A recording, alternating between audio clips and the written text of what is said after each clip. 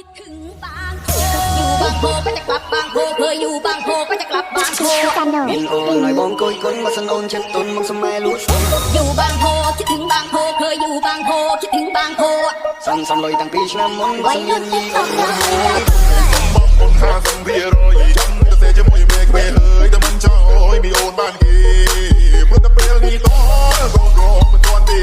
สมตรมมวยระยะเปลจำโตสะเรเลต้องตามเธออยู่บางพอแล้วก็นอนไม่ได้อยู่บางไซแล้วก็ไม่มีสุขอยู่บางพัดพาสะดุดแล้วมันเด็ดมันหมุดแล้วไม่เหมือนบางโพอยู่บางซื่อแล้วก็มือไม้อ่อนอยู่บางซ่อนหักคอนไม่โกอยู่บางใหญ่แล้วไปบางโพไม่เหมือนบางโพได้ไม่รู้เป็นไงคนแม่นอนดำเลยก็มีนักเสกก็มียันบอกสมองกำลังของผมมันจิตเฮียนต้องมาแต่เลยต้องมาปองนี่มันเมียนกันแต่ช่างมองรู้ว่าได้กินจะมีมันเฮียนมันเป็นตัวเสียตรงกว่าหัวจิตว่าแต่ความมันได้หรือก็รับเป็นเพียไปต้องนั่นกันแต่ช่างมาบ้างรู้ว่าแต่ก็รู้เพียงก็ช่างมาเอาหัวไม่ต้องกลัวยงฉันไม่ตัวเทวดาตามโดนตาเนี่ยคู่ก็ไปฉันยืนมันร้องกันพรำสนามย้อนยำในกันพรำช้ำถอยกันส่งจะพาทุบใหญ่มาหอบบิ่งต้องก็กากโลาก็ถอยสิ่งการเรียนใจเสียดายโบแต่สิ่งการช้ำถอยเทวดาเอา